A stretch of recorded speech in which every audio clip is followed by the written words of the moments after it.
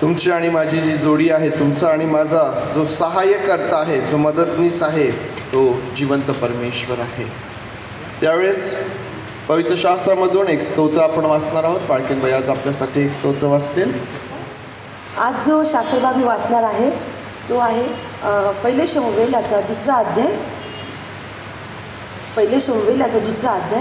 1 ते 10. ह्या ठिकाणी हन्नेचं स्तोत्र आम्हाला पाहायला भेटतं. आम्ही स्त्रियांचा दिवस आहे, आज आम्ही स्त्रियांचंच एक स्तोत्र पाहणार आहोत.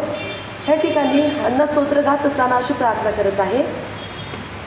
हन्नाने प्रार्थना केली ती ही, परमेश्वराच्या ठाई माझे हृदय उल्हासत आहे, परमेश्वराच्या ठाई माझा उत्कर्ष झाला आहे, माझे मुख माझ्या शत्रूविरुद्ध उघडले आहे, कारण तू केलेल्या उद्धाराने मला आनंद होत आहे. परमेश्वरासारखा पवित्र कोणी नाही, कारण तुझ्याशिवाय कोणीच नाही. आमच्या देवासारखा दुर्ग कोणी नाही. गर्वाने एवढे फुगून आता बोलू नका, तुमच्या मुखातून उन्नतपणाचे भाषण न निघो, कारण परमेश्वर ज्ञाता देव आहे, तो सर्व कृती तोडून पाहतो. शूरवीरांनी धनुष्य भंगून गेली आहेत, ते लटपटत होते, त्यांच्या कमरेस बलरूप कमरबंद चढवला आहे. जे पोटभर खात होते ते अन्नासाठी मोलमजुरी करत आहेत, ते शुद्धीत होते, त्यांना आता आराम प्राप्त झाला आहे. वंदेला 7 मुले झाली आहे, बहुपुत्र क्षीण झाली आहे, बहुपुत्रवती क्षीण झाली आहे. परमेश्वर प्राणहरण करतो आणि प्राणदानही करतो. तो खाली अधोलोकी नेतो आणि तो वर आणतो. परमेश्वर निर्धन करीतो व धनवानही करीतो. तो अवनत करीतो व उन्नतही करीतो. तो कंगालांना धुळीतून उठवितो, दारिद्र्यांना उकिरड्यावरून उचलून उभे करतो. म्हणजे मग ते सरदारांच्या शेजारी बसतात आणि वैभवी सिंहासन त्यांना प्राप्त होते. कारण पृथ्वीचे आधारस्तंभ परमेश्वराच्या हातचे आहेत, त्याच्यावर त्याने दुनिया ठेवली आहे. तो आपल्या भक्तांची पावले सांभाळील, पण दुष्ट अंधारात स्तब्ध पडून राहतील, कारण कोणीही मानव त्यांच्याच बलाने विजयी होणार नाही. परमेश्वरासंती जगण्याचा चुराडा होईल, तो त्यांच्यावर आकाशातून गरजेल. परमेश्वर पृथ्वीच्या दिगंतापर्यंत न्याय करील. तो आपले राजाला बल देईल, तो आपल्या अभिषिक्ताचा उत्कर्ष करेल. ह्या ठिकाणी हन्नेने हे स्तोत्र गायलेलं आहे आणि ती म्हणत आहे पहिल्या वचनामध्ये, परमेश्वराच्या ठाई माझे हृदय उल्हासत आहे. म्हणजे ती आनंदी आहे. परमेश्वराच्या ठाई माझे हृदय उल्हासत आहे. आम्ही जर हन्नेबद्दल विचार केला तर हन्ना आम्हाला एक दुःखी हृदयाची स्त्री दिसते. कणत होती, रडत होती, देवाला मागत होती, परिस्थितीला ती पाहत होती. दुःखी हृदयाची ती स्त्री होती. तिचा पती तिच्यावर प्रेम करत होता, परंतु तिचा पती तिला मदत करू शकला नाही. तिला उल्हासित, तिला आनंदित करण्यासाठी सरते शेवटी तिने आपण बघतो निश्चय केला की मी परमेश्वराच्या मंदिरात जाईन, मी परमेश्वराला मागेन, कारण मनुष्याला मागून मिळत नाही जोपर्यंत आम्ही देवाजवळ जाणार नाही. आणि तिने ठरवल्याप्रमाणे तिने ती कृती केली. ती शिलो ह्या ठिकाणी गेल्यानंतर ती मंदिरात गेली आणि तिने परमेश्वराची करुणा भागून म्हटलेलं आहे की ती ढळाढळा रडली. हा शब्द मला नेहमी माझं प्रोत्साहन वाढवतो की ती परमेश्वराजवळ जाऊन ढळाढळा रडली आणि आपलं मनोगत तिने पाण्यासारखं परमेश्वरासमोर ओतलं. आणि मग आम्ही बघतो की ज्यावेळेस ती तिथून निघाली त्याच्यानंतर ती कधीही दुःखी राहिली नाही, ती आनंदाने भरलेली राहिली. आणि जी तिने कृती केली, जो तिने निश्चय केला त्याच्या जीवनात आम्हाला पाहायला भेटतो की परमेश्वर देवपाने तिला शमूएल बाळ दिलं. आणि मग त्याच्यानंतर तिने ही प्रार्थना केलेली आहे की परमेश्वराच्या ठाई माझं हृदय उल्हासत आहे. आणि 5व्या वचनामध्ये ती म्हणते, वंदेला 7 मुले झाली आहे, बहुपुत्रवती क्षीण झाली आहे. देवाने अद्भुत कृपेने तिला ह्या ठिकाणी भरलेलं आहे. आज बहिणींनो, आज महिला दिनानिमित्ताने मी तुम्हाला प्रोत्साहन देऊ इच्छिते. जरी आम्ही दुःखी आहोत, आम्ही स्त्रिया कमजोर आहोत, परंतु परमेश्वर आम्हाला सर्वसमर्थ बनवणारा परमेश्वर आहे. ज्यावेळेस हन्ना परमेश्वराकडे गेली आणि ज्यावेळेस तिने ते आनंदाने ती भरली, तिने स्तोत्र गायलं, त्यावेळेस तिचा विश्वास आम्हाला पाहायला भेटतो. हे जे स्तोत्र आहे ह्या स्तोत्रामध्ये परमेश्वराजवळ ती गेली आणि तिने तिचा विश्वास ह्या स्तोत्रामध्ये आम्हाला पाहायला भेटतो. ती विश्वासाने भरली. परमेश्वर ह्या स्तोत्रामध्ये आम्हाला दिसत आहे की तिने परमेश्वराचे उपकार ह्या स्तोत्रामध्ये मांडलेले आहे. परमेश्वराच्या चांगुलपणाचा अनुभव ह्या ठिकाणी तिने घेतलेला आहे आणि तिचं हन्नीचं जीवन एक साक्षीने भरलेलं जीवन आम्ही या ठिकाणी बघत आहोत. जर आम्हाला आमचं जीवन दुसऱ्यांसाठी आनंदाचं करायचं आहे, उदाहरणार्थ आम्हाला त्यांच्यासमोर एक उदाहरण ठेवायचं आहे, तर हन्नीप्रमाणे आम्हाला अनुकरण करणं बहिणींनो. आम्हाला जायचं आहे, परमेश्वराच्या चरणाजवळ बसायचं आहे आणि आमचं मागणं त्याला पाण्यासारखं त्याच्यासमोर आम्हाला टाकायचं आहे. प्रभू तू मला कृपा पूर, मी निर्बल नाही तर मी तुझ्यामध्ये बलवान आहे, समर्थ आहे. ह्या ठिकाणी आम्हाला हन्नीचं जीवन हेच शिकवत आहे की आम्हाला जाऊन परमेश्वराजवळ आम्हाला आमचं मनोगत सांगायचं आहे आणि मग तिच्याचप्रमाणे परमेश्वर आम्हाला सुद्धा आनंदाने भरणारा परमेश्वर आहे. देवा प्रभू ह्या गोष्टीवर आशीर्वाद दे. यावेळेस काही गीतांच्याद्वारे आपण प्रभुदेव बापाची स्तुती करणार आहोत. जागतिक महिला दिन झाला काल आणि आज आपला चर्चचा महिला संघ जो आहे त्या महिला संघाच्याद्वारे आज आपण परमेश्वर देव बापाची स्तुती आराधना करणार आहोत. महिला संघ यावेळेस पुढे येईल आणि त्यांच्याबरोबर काही गीतांच्याद्वारे आपण प्रभुदेव बापाची स्तुती आराधना करूया. परमेश्वराच्या पवित्र आणि थोर नावात सर्वांना सलाम. परमेश्वराला मी धन्यवाद देते की त्यांनी आम्हा सर्व महिलांना आज त्याचं स्तुतिगान करण्याची संधी दिली आणि त्याचप्रमाणे आपल्या मंडळीचे बाळकसाहेब यांचेसुद्धा आभार मानते की त्यांनी ती उपलब्ध करून दिली आहे. येथे बसलेल्या सर्व महिलांना जागतिक महिला दिनाच्या हार्दिक शुभेच्छा. दावीद राजा त्याच्या स्तोत्रसंहिता 34 यातील पहिल्या वचनात म्हणतो, परमेश्वराचा धन्यवाद मी सर्वदा करीन, माझ्या मुखात त्याचे स्तवन सतत असेल. तर आपणही काही गीतांच्याद्वारे त्याचे स्तवन करूया, त्याचा महिमा आपण वर्णूया व त्याला धन्यवाद देत पहिले गीत गाऊया, देवाचा महिमा वर्णावा.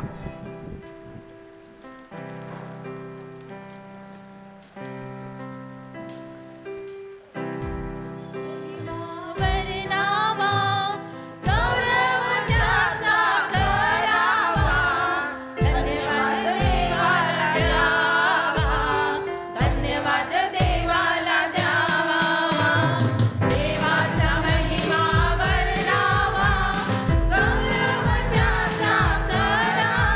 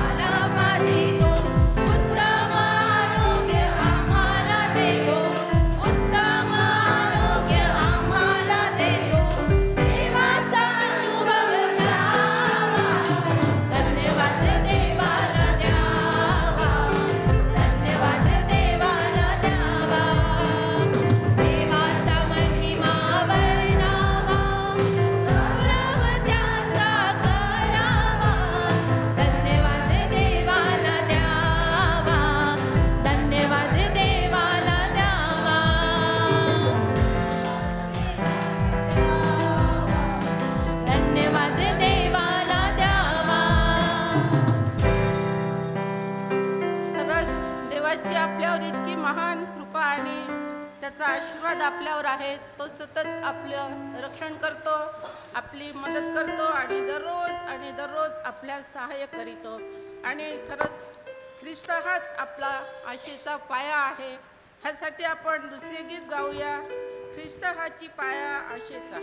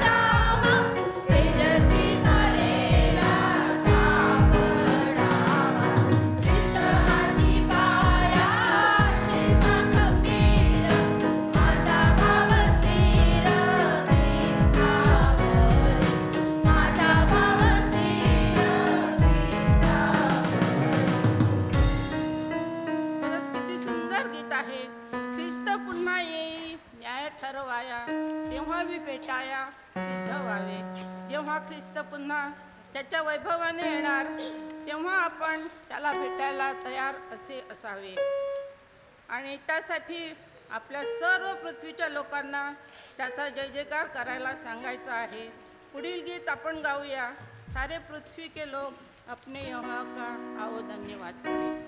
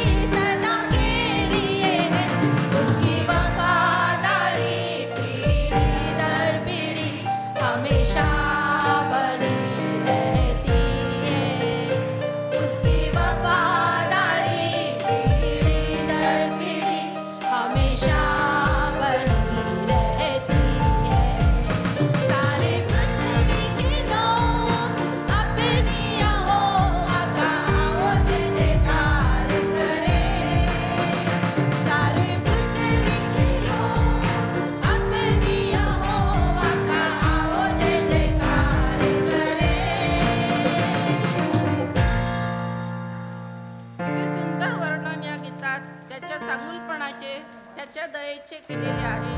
म्हणून आपण आपले जीवनरूपी नाव त्याच्या हातात देऊ आणि म्हणू, सुकाणू घे रे प्रभू तुझ्या हाती.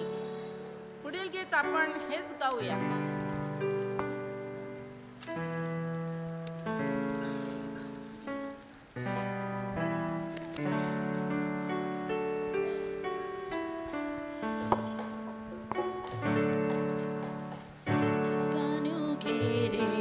प्रभु तुझ्या हाती वल्लव रे माझी नावने किनारी. सुकाणू घे प्रभु तुझ्या हाती वल्लव रे माझी नावने किनारी.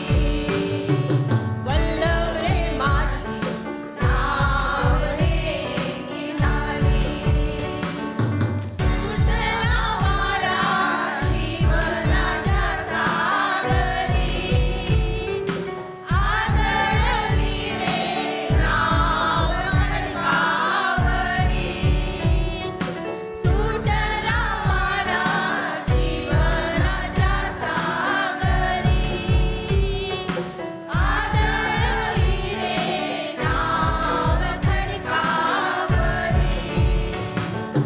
तुझं विना रे कोण आम्हाला रे. वल्लव रे माझी नावने किनारी. सुखाणू घे प्रभु तुझ्या हाती वल्लव रे माझी नावने किनारी. वल्लव रे माझी नावने किनारी. आदळ वाऱ्यात प्रभु तुझा आधार. तुझं विना रे कोण आम्हा तारणार. आदळ वाऱ्यात प्रभु तुझा आधार. तुझं विना रे कोण आम्हा तारणार. आरोळी माझी ओढ तुझ्या दारी. वल्लव रे माझी नावने किनारी. सुकाणू घे प्रभु तुझ्या हाती वल्लव रे माझी नावने किनारी. वल्लव रे माझी नावने किनारी. अथांग सागरी तुफान लाटावरी. दृष्टी असो तुझी प्रभो आम्हावरी. अथांग सागरी तुफान लाटावरी. दृष्टी असो तुझी प्रभो आम्हावरी. तुझं विना रे कोण आम्हावरी. वल्लव रे माझी नावने किनारी. सुकाणू घे प्रभु तुझ्या हाती वल्लव रे माझी नावने किनारी. वल्लव रे माझी नावने किनारी. वल्लव रे माझी नावने किनारी. यावेळेस आपण सर्व आपल्या जागेवर उभे राहूया व प्रार्थनेत जात असताना, त्याच्या सानिध्यात त्याच्या वेदी पुढे जात असताना आपण एक गीत गाऊया. इतना मधुर समय है.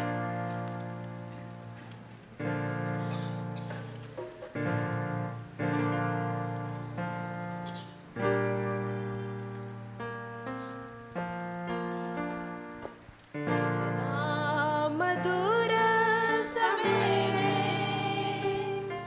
कितना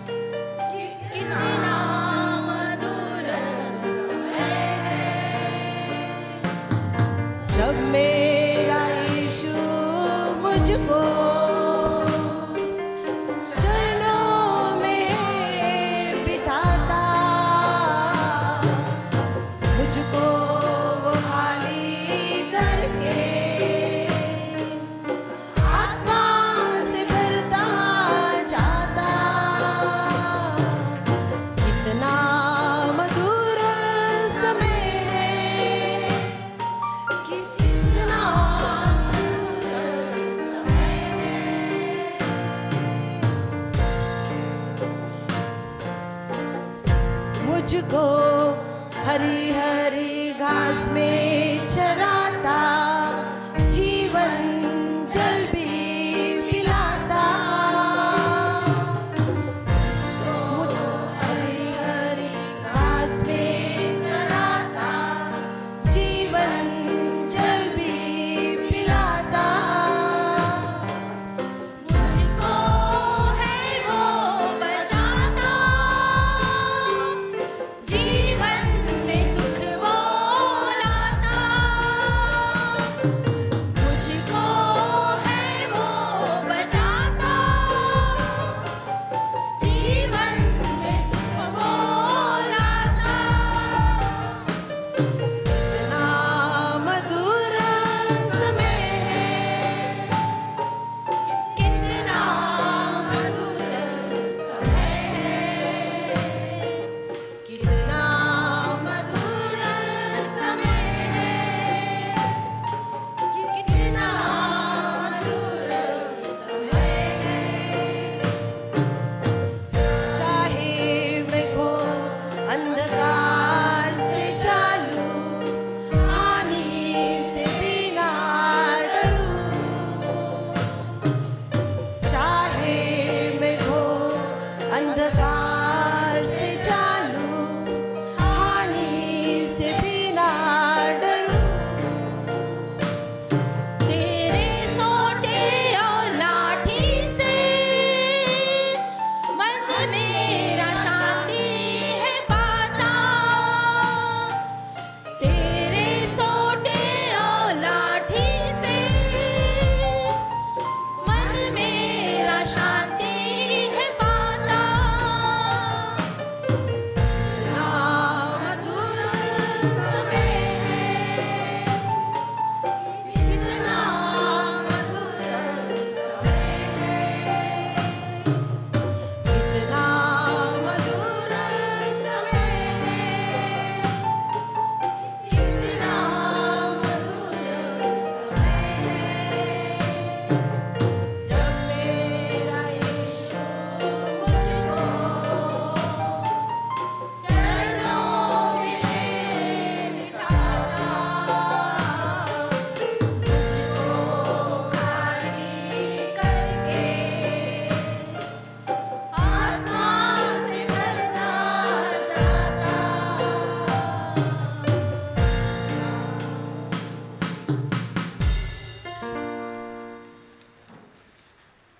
होय माझ्या जिवंत प्रभू परमेश्वर देव बाप्पा, खरंच बाप्पा ही किती मधुर वेळ आहे परमेश्वरा, की आम्ही सर्वजण तुझ्या चरणाशी इथे एकत्रित तुझ्या भक्ती मंदिरात जमलेला आहोत देव बाप्पा. आम्ही रिक्त अंतकरणाचे आलेला आहोत परमेश्वरा. तू आपल्या पवित्र आत्म्याने तुझ्या आशीर्वादाने आम्हा भर परमेश्वरा, आणि इथे बसलेल्या प्रत्येक व्यक्तीवर तू आपला आशीर्वाद दे परमेश्वरा. आज जे वचन आमच्यापर्यंत येणार आहे देवप्पा, ते सुद्धा तू आशीर्वादित कर परमेश्वरा, आणि ते केवळ आम्ही ऐकणारे नसावे तर त्याप्रमाणे वागणारे असावे, म्हणून तू आमचं सहाय्य कर परमेश्वरा. जरी आम्ही येथे रिकाम्या अंतकरणाने आलेला आहो परमेश्वरा, तू आपल्या पवित्र आत्म्याने आम्हास परिपूर्ण असं कर परमेश्वरा, आणि आम्हा प्रत्येकाची तहान आणि भूक तुझ्या आत्म्याने तू भागवू दे बाप्पा. परमेश्वर पित्या, जे वचन आमच्यापर्यंत येणार आहे, पाळसाहेबांचं तू सहाय्य मदत कर, त्यांच्या ओठ्या जिभेला तू स्पर्श कर परमेश्वरा, आणि आज तुझ्या वचनाद्वारे तू आमच्याशी बोल परमेश्वरा, आणि आम्हा प्रत्येकावर तू आपला आशीर्वाद दे. इथे बसलेल्या प्रत्येकांचं तू सहाय्य कर परमेश्वरा. आम्ही जे आता तुझं गुणगान केलं परमेश्वरा, गाण्याच्या रूपाने तुझी स्तुती गौरव केलं, ते तू मान्य करून घे परमेश्वरा, आणि आम्हा सर्वांचं तू सहाय्य मदत कर. पुढील सर्व वेळ तुझ्या हातात देते देवबाप्पा, तुझ्या इच्छेनुसार झाली ही लहान विनंती येशूच्या नावात मागते, म्हणून तू ऐक. आमेन. आपण सर्व बसूया.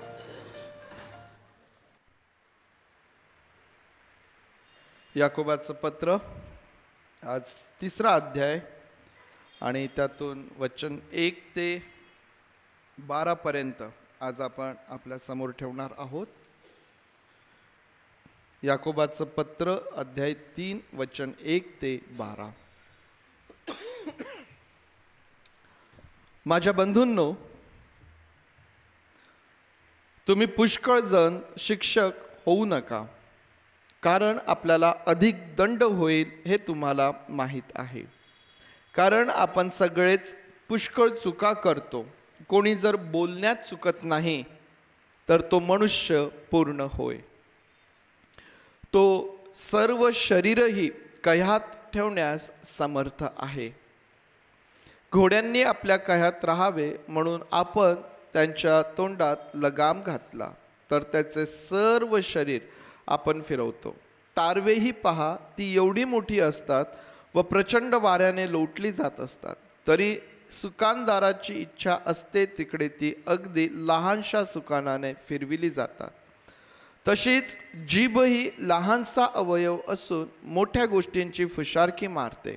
पहा, लहानशी आग केवढ्या मोठ्या रानाला पेटवते. जीभ ही आग आहे, ती अनितीचे भुवन आहे.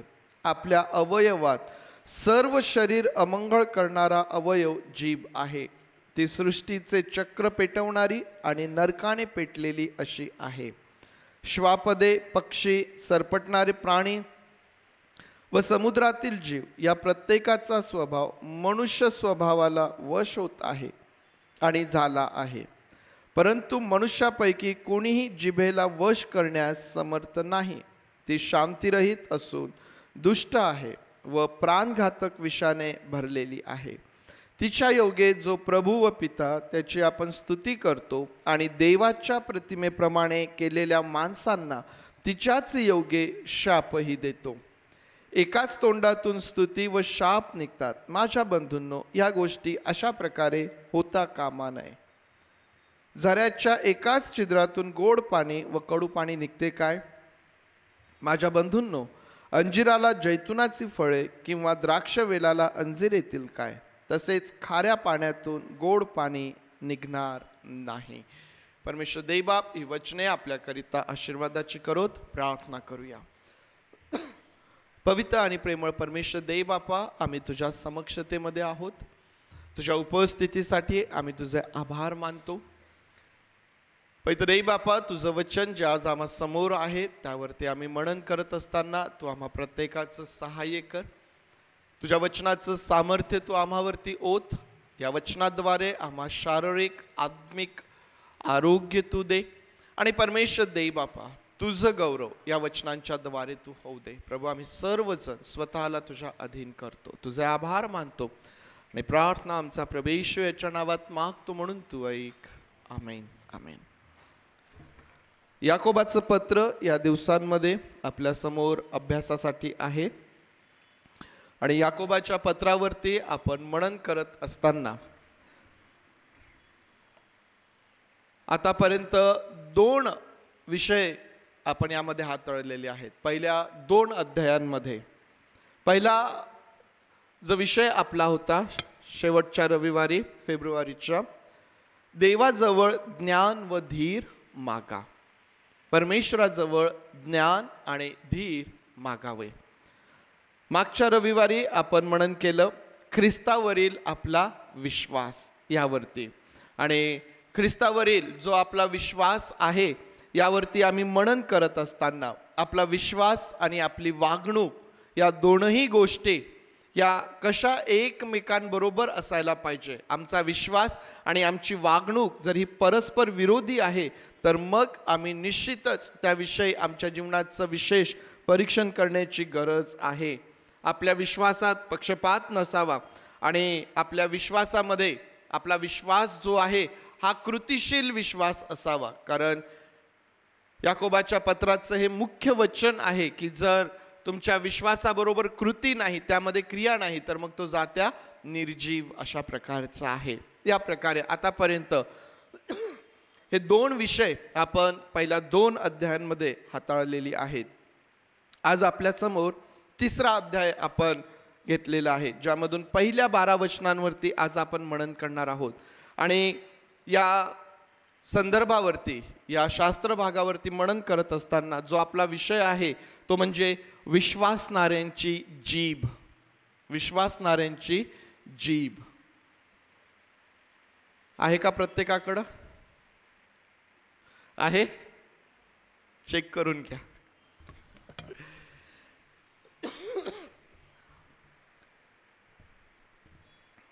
विश्वासणाऱ्यांची जीभ. आम्हाला माहिती आहे की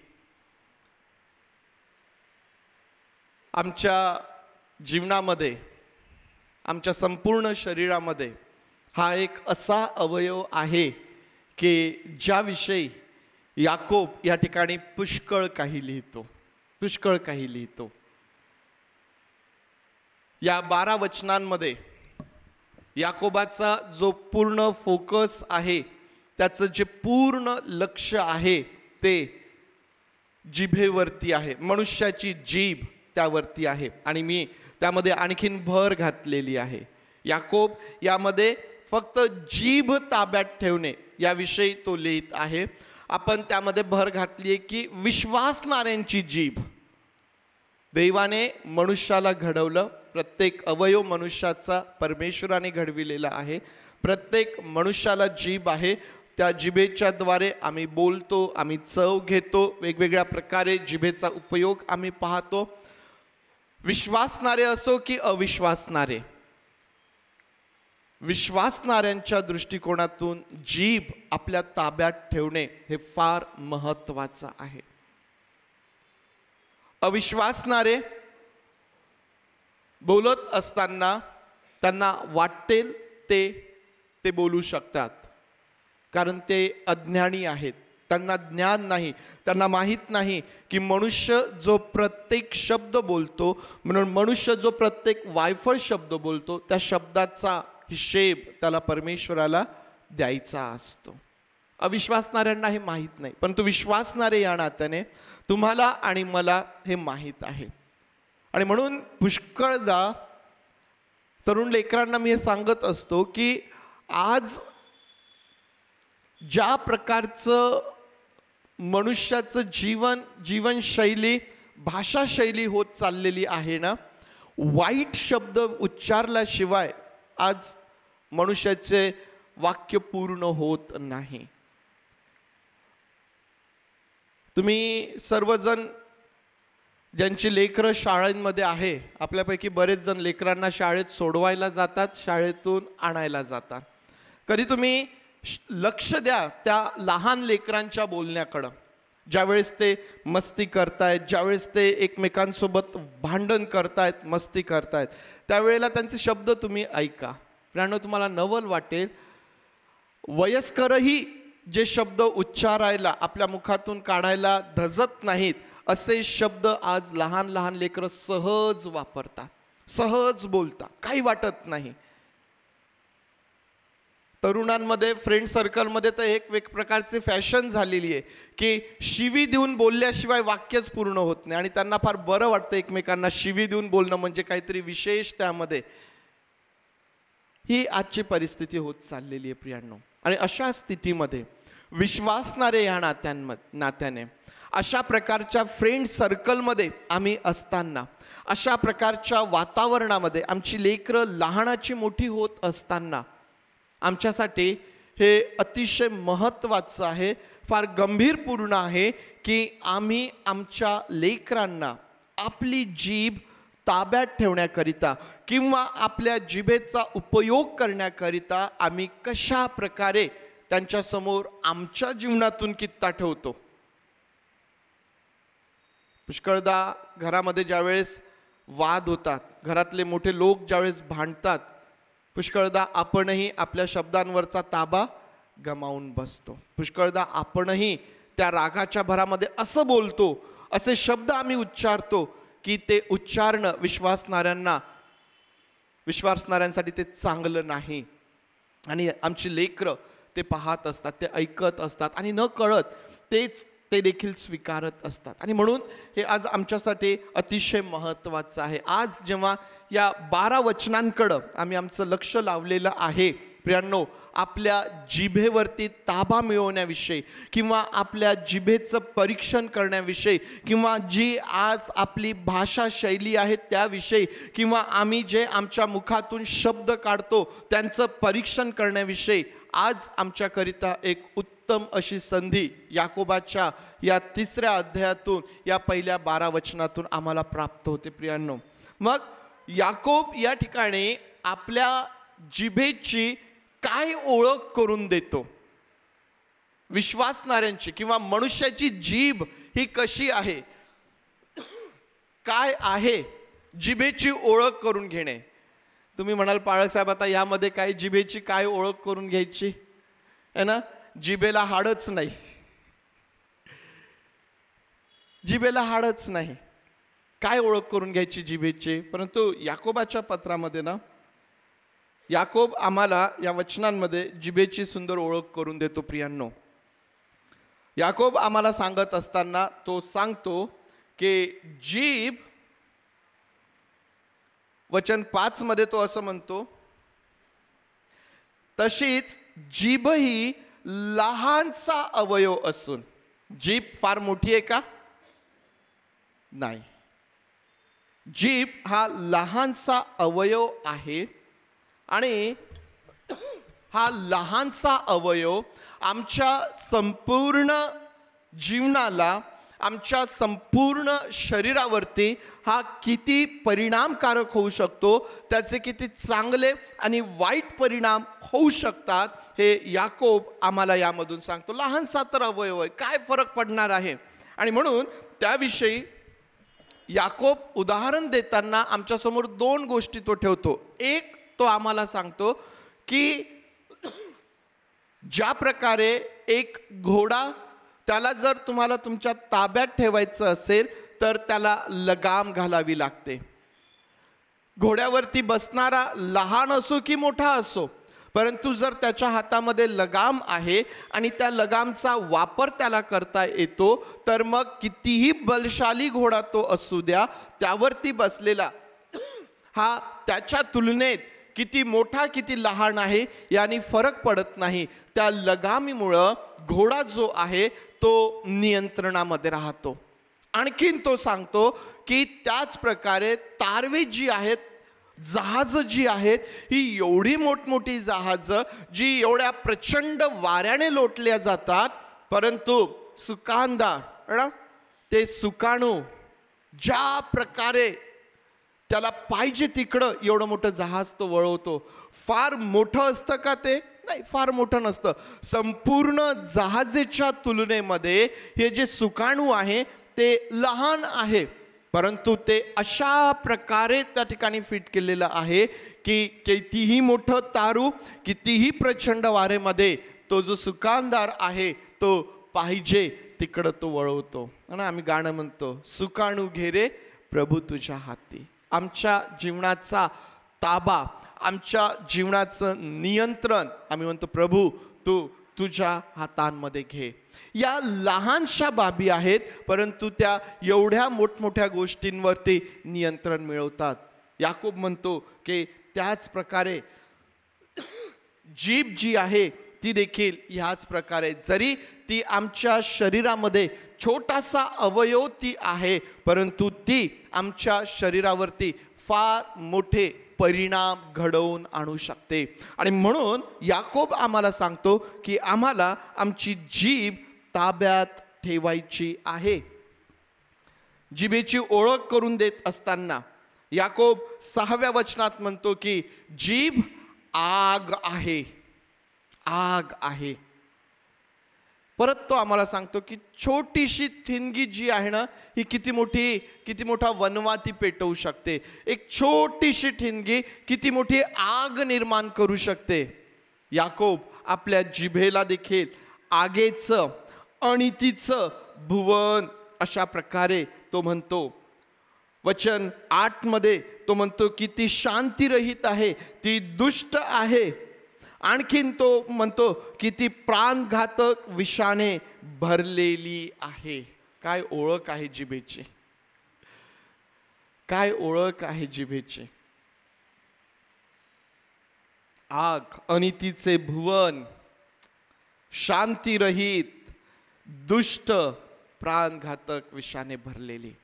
प्रियांनो, हा छोटासा अवयव, परंतु याची ओळख जेव्हा आम्ही याकोबाच्या पत्रातून करून घेतो, ज्यावेळेस आम्ही आमच्या जिभेला समजून घेतो, प्रियांनो, आमच्या लक्षात येईल की हा छोटासा अवयव किती भयंकर परिणाम घडवून आणणारा असतो. मग हा छोटासा अवयव आमच्या वैयक्तिक जीवनासाठी, हा छोटासा अवयव आमच्या कौटुंबिक जीवनासाठी, हा छोटासा अवयव मंडळीच्या दृष्टीने, हा छोटासा अवयव समाजाच्या दृष्टीने किती भयंकर परिणाम घडवून आणणारा असतो याची जाणीव आम्हाला या ठिकाणी होते प्रियांनो, ज्यावेळेस आम्ही जिभेची ओळख करून घेतो. कोणीतरी कुठंतरी काहीतरी बोलतो आणि कुठंतरी काहीतरी कोणीतरी बोलण्याचा परिणाम किती भयंकर प्रमाणात आणि स्वरूपात होऊ शकतो हे अनेक उदाहरणं आमच्या समोर आहे. अनेक कुटुंब या जिभेमुळं आज उद्ध्वस्त झालेले आहेत.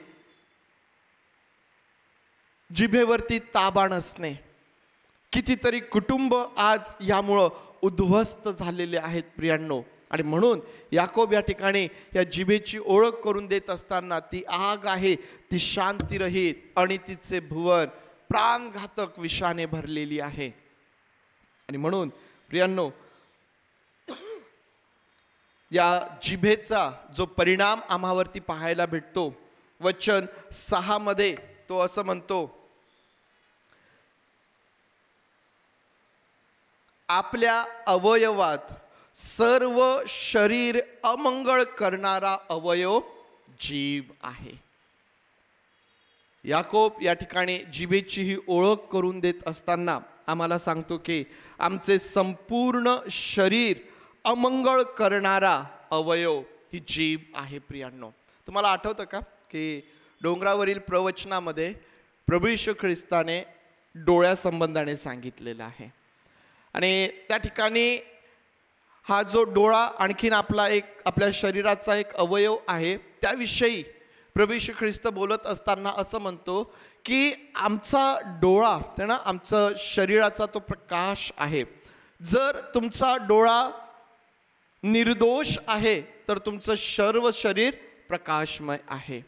परंतु जर तुमचा डोळा सदोष आहे, जर तुमच्या डोळ्यामध्ये दोष आहे, तुमच्या पाहण्यात दोष आहे, तुमच्या नजरेत जर दोष आहे, जर तुमचा डोळा सदोष आहे ना, तर प्रभू येशू ख्रिस्त त्या ठिकाणी म्हणतो की तुमचं संपूर्ण शरीर अंधकारमय आहे. डोळा बंद करा बरं, डोळे काही सेकंदासाठी करून पहा. बंद, एक प्रॅक्टिकल करा. बंद करा डोळे. काय दिसतं? अंधार, अंधार. जर तुमचा डोळा सदोष आहे ना, तर डोळे बंद केल्यावर जी परिस्थिती असते ना, ती परिस्थिती डोळे उघडे असताना आमची असते. अंधकारमय शरीर, भविष्य अंधकारमय. या ठिकाणी याकोब आम्हाला जिभे संदर्भात सांगतो, जसा जर डोळा सदोष आहे ना, तर संपूर्ण शरीर अंधकारमय. मग तशीच जर जीभ, ही जीभ अशी आहे प्रियांनो की जी आमचं संपूर्ण शरीर अमंगळ करण्यासाठी सक्षम आहे. आमचं संपूर्ण शरीर या जिभेच्या द्वारे आम्हाला पाहायला भेटतं की अमंगळ अशा प्रकारे त्या ठिकाणी होऊ शकतं. प्रियांनो, कोणी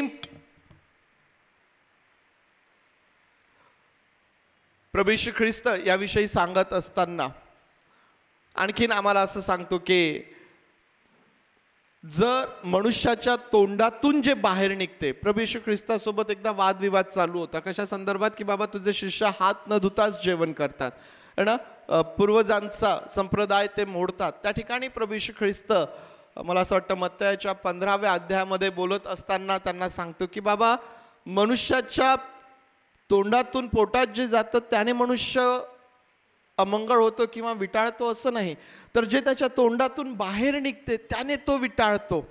याकोबही आम्हाला तेच सांगतो की ही जीभ जी आहे ती आमचं संपूर्ण शरीर विटाळविण्याकरिता, आमचं संपूर्ण शरीर अमंगळ करण्याकरिता ती पुरेशी आहे. जिभेशिवाय शब्द निघतात का? करून पहा बरं. असं ठरवा मनामध्ये की मी जीभ न हलवता बोलून दाखवतो. पहा बरं, प्रयत्न करा बरं जीभ न हलवता बोलण्याचा. नाही बोलतायत, नाही बोलतायत है ना. संपूर्ण शरीर अमंगळ करण्याचं बळ या छोट्याशा अवयवामध्ये आहे प्रियांनो. कोणी जर बोलण्यात चुकत नाही तर तो मनुष्य पूर्ण आहे. याकोब आम्हाला या ठिकाणी सांगतो वचन 2 मध्ये, तो असं म्हणतो, कारण आपण सगळेच पुष्कळ चुका करतो. कोणी जर बोलण्यात चुकत नाही तर तो मनुष्य पूर्ण होय, तो सर्व शरीरही कह्यात ठेवण्यास समर्थ आहे. जर कोणी बोलण्यात चुकत नाही तर तो मनुष्य पूर्ण आहे, तो आपलं संपूर्ण शरीर आपल्या कह्यात तो ठेवू शकतो. कोणी जर बोलण्यात चुकत नाही तर तो पूर्ण आहे. परमेश्वराचं वचन किती सरळ आणि स्पष्ट आम्हाला पाहायला भेटतं प्रियांनो.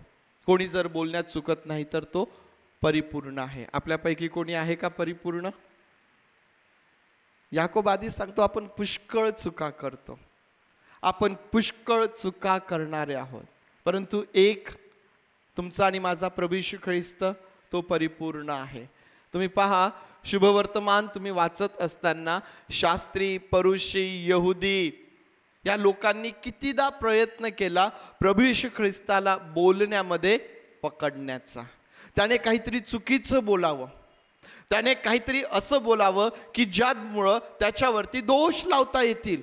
कितीदा त्यांनी प्रयत्न केला प्रभू येशू ख्रिस्ताला उत्साहित करण्याचा, किंवा त्याच्यासोबत अशा प्रकारची भाषा ते बोललेले आहेत की जेणेकरून प्रभू येशू ख्रिस्ताने बोलण्यामध्ये चुकावं.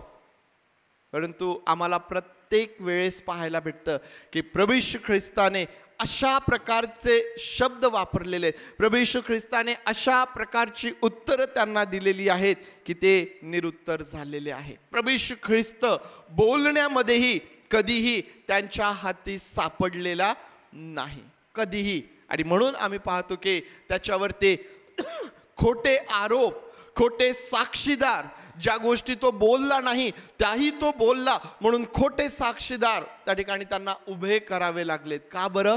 कारण प्रभू येशू ख्रिस्त हा बोलण्यातही कधीही चुकला नाही. तोच एक परिपूर्ण अशा प्रकारे आम्हाला पाहायला भेटतो प्रियांनो. वचन 8 मध्ये याकोब आम्हाला सांगतो की जिभेला वश करण्यास कोणीही मनुष्य समर्थ नाही. जिभेला वश करण्यात कोणीही मनुष्य समर्थ नाही. याकोब आम्हाला त्या ठिकाणी सांगतो की मनुष्याला ना सर्व गोष्टी आता मनुष्याच्या नियंत्रणात आहेत. पशु पक्षी मोठमोठ्या गोष्टी मनुष्याच्या नियंत्रणात आहेत. त्या गोष्टी मनुष्याने वश केलेल्या आहेत. आपल्या ज्ञानाने त्या गोष्टी मनुष्याने वश केलेल्या आहेत. परंतु कोणीही आपली जीभ नियंत्रणात ठेवण्यात किंवा कोणालाही आपल्या जिभेला वश करण्यात यश आलेलं नाही. या ठिकाणी वचन 8 मध्ये तो सांगतो की जिभेला वश करण्यात कोणीही मनुष्य समर्थ नाही. प्रियांनो, अशा या परिस्थितीमध्ये आता याकोब ह्या प्रकारे आम्हाला जिभे संदर्भात या सर्व गोष्टी सांगतो. आणि परत वरून काय सांगतो माहिती आहे तो आम्हाला? याकोब वरून आम्हाला असं सांगतो की ह्याच जिभेच्या द्वारे आम्ही देवाची स्तुती करतो आणि याच जिभेच्या द्वारे आम्ही देवाच्या प्रतिमेमध्ये घडविलेला जो मनुष्य आहे त्याला श्रापही देतो, त्याला शिव्याही देतो, त्याची निंदाही आम्ही करतो. एकाच जिभेच्या द्वारे देवाची स्तुती करणे, त्याच वेळेस त्याच जिभेच्या द्वारे देवाच्याच प्रतिमेत घडलेला मनुष्य त्याला शाप देणे, त्याला शिव्या देणे, त्याची निंदा करणे, या गोष्टी आम्ही करतो. याकोब आम्हाला म्हणतो की ह्या गोष्टी अशा प्रकारे होता कामा नये. आता आमच्या समोर एक प्रश्न निर्माण होईल. आम्ही आमची जीभ वश करण्यास समर्थ नाही, तिला नियंत्रित करण्यास समर्थ नाही, परंतु त्याच वेळेस याकोब आम्हाला असं म्हणतो की याच जिभेच्या द्वारे आम्ही स्तुती करतो, श्रापही देतो, हे देखील होता कामा नये. मग आता काय करायचं? जर आम्ही ती वश करण्यास समर्थ असतो तर आम्ही त्याला एक सकारात्मक पॉझिटिव्ह रिस्पॉन्स दिला असता, अरे बापरे आता आम्ही करणार नाही. परंतु याकोब तर त्या ठिकाणी हे म्हणतो की कोणाही मनुष्याला ते शक्य झालेलं नाहीये. जर कोणी आपली जीभ ताब्यात ठेवतो तर तो मनुष्य परिपूर्ण आहे. मग आम्ही काय करायचं अशा या परिस्थितीमध्ये प्रियांनो? म्हणजे मग आम्हाला एकतर देवाची स्तुती करणे हे निवडावं लागेल, नाही तर मग जिभेचा उपयोग इतरांना शिव्या शाप देण्याकरिता, इतरांची निंदा करण्यासाठी आम्हाला करावं लागेल. मनुष्य दोन धन्याची चाकरी करू शकतो का? एकाच जिभेने स्तुती आणि निंदा करत आहोत. आम्ही सर्वजण तेच करत आहोत, परंतु आम्हाला तसं करता येत नाही. मग आता आम्हाला निवड करायची आहे. तुम्ही एकतर देवाची स्तुती करणे हे निवडा किंवा तुम्ही निंदा करणे हे निवडा. मनुष्याची निवड आहे. परमेश्वर देवबाप कोणावरही बळजबरी करत नाही. त्याने आमच्या समोर ते ठेवलेलं आहे. चांगलं आणि वाईट आमच्या समोर आहे, स्तुती आणि निंदा आमच्या समोर आहे. आणि आता आम्हाला निवड करायची आहे की आमच्या जिभेद्वारे आम्ही काय करणार आहोत. प्रियांनो, जर निंदा आम्ही निवडतो ना, जर आम्ही इतरांना दोषी ठरवणे, इतरांची निंदा करणे, इतरांना शिव्या शाप देणे, आमच्या जिभेच्या द्वारे नको त्या गोष्टी, नको ते शब्द उच्चारणे, हे जर आम्ही निवडतो, ही जर आमची निवड आहे, तर आमचं संपूर्ण शरीर अमंगळ, विटाळलेलं आणि त्याचा परिणाम अंधकारमय अशा प्रकारचा आहे. परंतु जर आम्ही देवाची स्तुती करणे निवडतो तर त्याचा परिणाम आम्हाला आमच्या जीवनामध्ये परमेश्वराचे आशीर्वाद आम्हाला पाहायला भेटतात.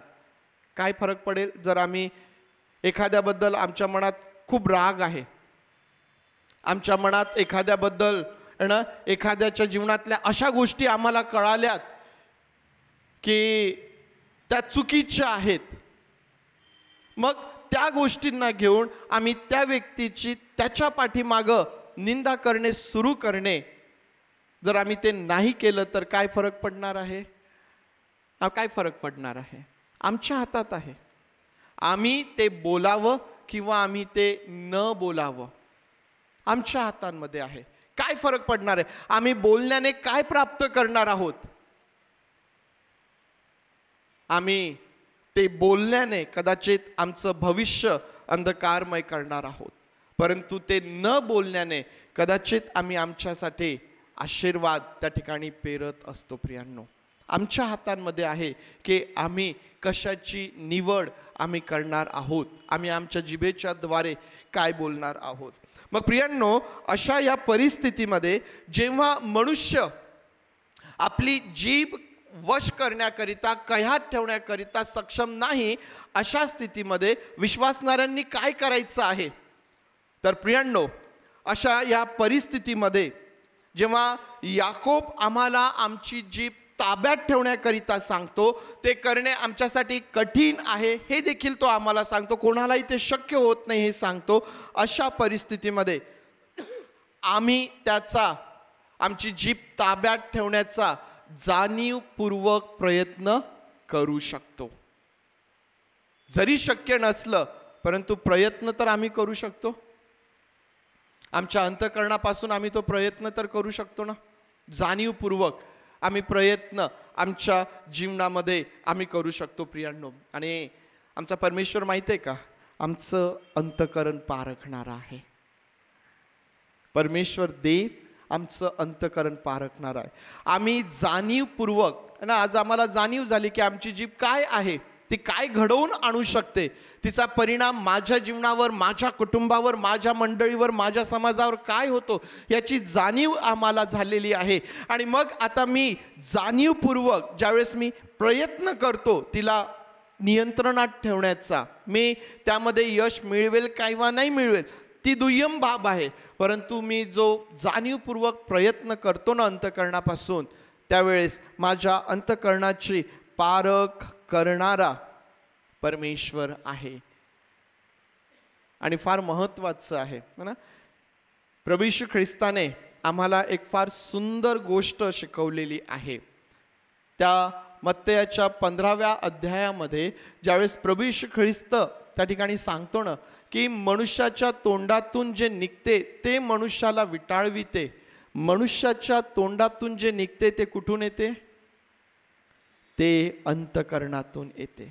प्रभू येशू ख्रिस्त त्या ठिकाणी स्पष्ट सांगतो की मनुष्याच्या अंतकरणातून येतं. आणि मग त्या ठिकाणी त्याने एक यादी दिलेली आहे की मनुष्याच्या अंतकरणातून काय काय बाहेर पडतं. जर आम्हाला आमची जीभ ताब्यात ठेवायची आहे तर आम्हाला आमच्या अंतकरणाचं विशेष रक्षण करायला पाहिजे प्रियांनो. आमच्या अंतकरणाचं विशेष रक्षण आम्हाला त्या ठिकाणी करण्याची गरज आहे. वचन 11 मध्ये याकोब आम्हाला पुन्हा या गोष्टीची जाणीव करून देतो. झऱ्याच्या एकाच छिद्रातून गोड पाणी व कडू पाणी निघेल काय? एकच झरा आहे, त्या एकाच झऱ्यातून गोड पाणी आणि कडू पाणी निघेल काय? मुळीच नाही. एकतर ते पाणी कडू असेल, एकतर ते पाणी गोड असेल. आमचं अंतकरण, आमच्या अंतकरणात काय आहे प्रियांनो, तेच आमच्या मुखातून देखील निघणार आहे. आणखीन तो 12व्या वचनात परत तीच गोष्ट आम्हाला दुसऱ्या शब्दांमध्ये सांगतो. माझ्या बंधूंनो, अंजिराला जैतुनाची फळे किंवा द्राक्षवेलाला अंजीर येतील काय? तसेच खाऱ्या पाण्यापासून गोड पाणी निघणार नाही. पुन्हा वारंवार तेच है ना. अंजिराला जैतून, जैतुनाला अंजीर, द्राक्षवेलाला अंजीर नाही. जे झाड आहे तेच फळ देणार आहे. जे अंतकरणात आहे तेच मुखातून निघणार आहे. आणि म्हणून जर जे आमच्या मुखातून निघत आहे, आमची जीभ जे बोलत आहे, त्यामुळं आमचं शरीर जर अमंगळ होत आहे, त्यामुळं आम्ही जर दोषी ठरत आहोत, त्याचा परिणाम आमच्या मंडळीवरती, आमच्या कुटुंबावरती, आमच्या समाजावरती होत आहे, तर त्या ठिकाणी आम्हाला विशेष आमच्या अंतकरणाचं रक्षण करण्याची आवश्यकता त्या ठिकाणी आहे. आम्हाला त्या ठिकाणी विशेष लक्ष देण्याची गरज त्या ठिकाणी आहे. मी कोण आहे, मी काय आहे, तेच माझ्या मुखातून निघणार आहे. तेच माझ्या मुखातून निघणार आहे. मी कोण आहे? स्वतःला विचारा बरं. मी कोण आहे? मी काय आहे? एका सेकंदासाठी स्वतःला हा प्रश्न विचारा आणि पहा तुमच्या अंतकरणामध्ये तुम्हाला काय उत्तर मिळतं. मी कोण आहे? तुम्हाला उत्तर मिळतं का की मी देवाचं लेकरू आहे? जर तुम्ही प्रभू येशू ख्रिस्तावरती विश्वास ठेवलेला आहे तर त्या विश्वासाद्वारे तुम्ही देवाची लेकरं झालेले आहात. तुम्ही देवाची लेकरं आहात. मग जर आम्ही देवाची लेकरं आहोत तर प्रियांनो, आम्हाला सर्व काही शक्य आहे. आम्हाला सर्व काही शक्य आहे. प्रभू येशू ख्रिस्त आमच्यासमोर एक फार मोठं उदाहरण आहे. मी पूर्वी जे होतो, मी पूर्वी काय होतो प्रश्न तो नाही. मी पूर्वी काय करत होतो तो प्रश्न नाही. मी पूर्वी काय बोलत होतो तो प्रश्न नाही. परंतु आता जेव्हा मी प्रभू येशू ख्रिस्तामध्ये आहे, मी नवीन आहे. मी नवीन उत्पत्ती आहे. माझी एक नवीन ओळख आहे. प्रियांनो, ती नवीन ओळख ज्याला आपण पवित्र शास्त्राच्या भाषेमध्ये तारण म्हणतो, ज्याला आपण नवीन जन्म होणे म्हणतो, प्रियांनो, त्या ठिकाणी आमचं अंतकरण जे आहे ना, ते अंतकरण त्या ठिकाणी नवीन केल्या जातं. ती बाब आम्हा प्रत्येकाच्या जीवनात झाली पाहिजे. जर आम्हाला आमच्या जिभेवरती नियंत्रण ठेवायचं आहे तर मग आम्हाला आमच्या अंतकरणाचं विशेष रक्षण करावं लागेल प्रियांनो. कारण जीभ काय घडवून आणू शकते याकोबाच्या पत्रामध्ये अतिशय स्पष्टपणे सांगितलेलं आहे. आणि म्हणून आज हा निर्णय आमचा असणार आहे की आम्ही आमच्या जिभेच्या द्वारे आम्ही काय बोलणार आहोत. आमच्या मुखातून शब्द निघण्यापूर्वी आम्ही तो नियंत्रित करण्याचा प्रयत्न करणार आहोत का? नाहीतर ही तर आग आहे. छोटे छोटे शब्द, छोट्या छोट्या ठिणग्या फार मोठी आग भडकविणारे आहेत. परंतु ती आग आमच्या वैयक्तिक जीवनाला, आमच्या कौटुंबिक जीवनाला, आमच्या मंडळीला, आमच्या समाजालाही घातक अशा प्रकारची आहे प्रियांनो. या आपले डोळे आपण बंद करूया आणि आज जे परमेश्वर देवबापाचं वचन आमच्या समोर आहे प्रियांनो, हा छोटासा अवयव आहे, पण तो किती घातक आहे, तो किती घातक आहे.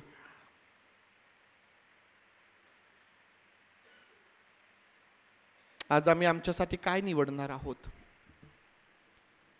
फार सहज आणि सोपं आहे एखाद्या व्यक्तीबद्दल बोलणे, त्याचे दोष काढणे,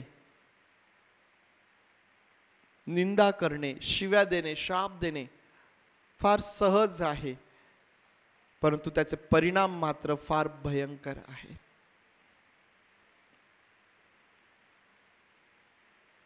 आमची जीभ, आमचं मुख हे देवाची स्तुती करण्याकरिता वेगळं करण्यात आलेलं आहे.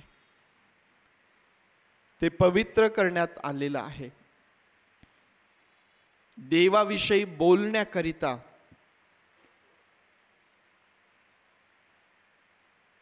ते वेगळं करण्यात आलेलं आहे.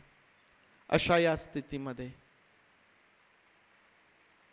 जे देवाचं आहे ते जर मी विटाळवितो, ज्यावरती देवाचा अधिकार आहे, जर त्याचा मी दुरुपयोग करतो, तर मी देवाचा दोषी ठरतोय. मी देवाचा दोषी ठरतोय. आम्हाला निवड करायची आहे प्रियांनो, आम्हाला निवड करायची आहे. आम्ही काय करणार आहोत? पवित्र देव बापा, तू आमचं सहाय्य कर. देव बापा, आमची दुर्बलता तुला माहीत आहे. आम्ही पुष्कळ चुका करतो हे देखील तुला माहीत आहे. आमचा एकही विचार प्रभू, आमचा एकही शब्द तुझ्यापासून लपलेला नाही. प्रभू तू आमची क्षमा कर.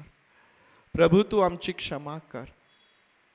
आम्हाला या गोष्टीची जाणीव नेहमी असू दे की आमच्या मुखातून निघणाऱ्या प्रत्येक शब्दाचा जाब आम्हाला द्यायचा आहे. पवित्र देव बापा, आमची जीभ अपशब्द बोलण्यासाठी, निंदा करण्यासाठी, शिवीगाळ करण्यासाठी देव बापा धजू नये म्हणून ते भय आमच्या जीवनात तू निर्माण कर. प्रभू, तुझ्या स्तुतीसाठी, तुझ्याविषयी बोलण्याकरिता तू आम्हास वेगळं केलेलं आहे. या जिभेचा, आम्हा प्रत्येकाच्या मुखाचा उपयोग तुझ्यासाठी तू करून घे. प्रभू, आम्हा शुद्ध कर, पवित्र कर. होय प्रभू, आज एक वार पुन्हा देव बापा तू आमच्या संपूर्ण जीवनाचं, आमच्या शरीराचं, आमच्या जिभेचं नियंत्रण करावं, ताबा घ्यावा म्हणून आम्ही स्वतःला तुझ्या अधीन करीत आहोत. प्रभू, आम्हा प्रत्येकाचं सहाय्य कर. आम्हा प्रत्येकाचं तू सहाय्य कर. प्रभू, तुझे मनापासून आभार मानित प्रार्थना आमचा प्रभू येशू याच्या नावात मागतो म्हणून तू ऐक. आमेन. आमेन. यावेळेस प्रभूने शिकवलेली प्रार्थना करूया. हे आमच्या स्वर्गातील बापा, तुझे नाम पवित्र मानले जाव. तुझे राज्य येऊ, जसे स्वर्गात तसेच पृथ्वी. तुझ्या इच्छेप्रमाणे आमचे रोजची भाकर आज आम्हास दे. आणि जसे आम्ही आमच्या ऋण्यास ऋण सोडले तसेच तो आमचे ऋणे आम्हास सोड. आणि आम्हास परीक्षेत आणू नकोस, तर आम्हास वाईटापासून सोड. कारण की राज्य, सामर्थ्य आणि गौरव काळ तुझीच आहेत. आमेन. सुवंद्य देवा परात्पर स्तवा हो त्याला खालीवर तो बाप पुत्र आत्मा जाण त्रैक्याला ध्यानंत मान. आमेन. आता प्रभू येशू ख्रिस्ताची कृपा, देव बापाची प्रीती आणि पवित्र आत्म्याची सुसंगती तुम्हा सर्वांबरोबर आणि विशेष करून सर्व महिलांबरोबर प्रभू येशू ख्रिस्त येईपर्यंत सदुदित असो. आमेन.